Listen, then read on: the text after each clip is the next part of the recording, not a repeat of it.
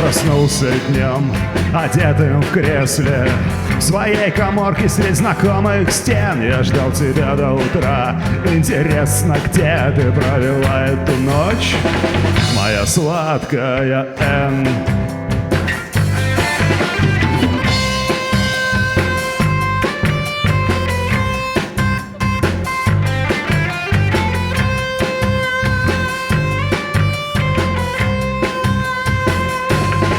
И кое-как я умылся и почистил зубы. И подумав, я решил, что бриться мне лень. Я вышел и пошел, куда глядели глаза. Благо было светло, благо был уже день. И на мосту я встретил человека. И он сказал мне, что он знает меня. И у него был рубль, и у меня 4. В связи с этим мы купили 3 бутылки вина. И он привел меня в пристранные гости. Там все сидели за накрытым столом.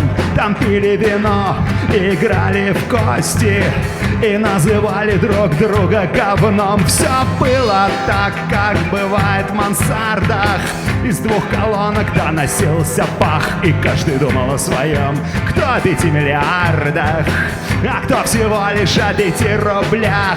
И кто-то, как всегда, нес мне чушь про тарелки. И кто-то, как всегда, проповедовал дзен. А я сидел и тупо думал, с кем и где ты провела эту ночь, моя сладкая Энн?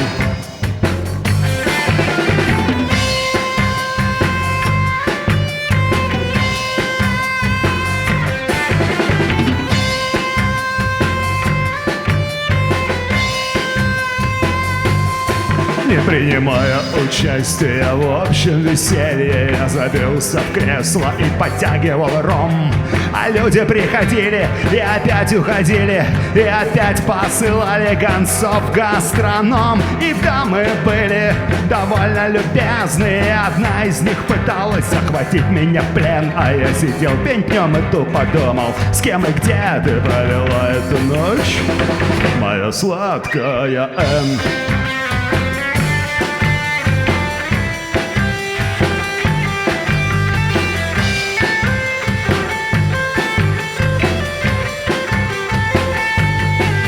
Я был зол на себя, я был зол на вечер. К тому же я с трудом отыскал свой сапог. И хотя меня так просили остаться, я решил уйти, хотя остаться мог. И когда я вернулся домой, ты спала, но я не стал тебя будить и устраивать сцен. Я подумал, так ли это важно, с кем и где ты провела эту ночь, моя сладкая Энн?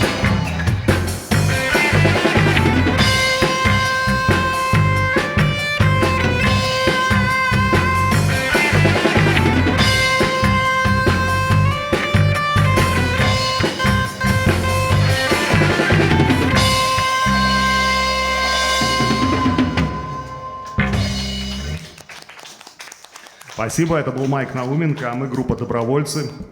Вот, мы сейчас, значит, уже начали наш концерт.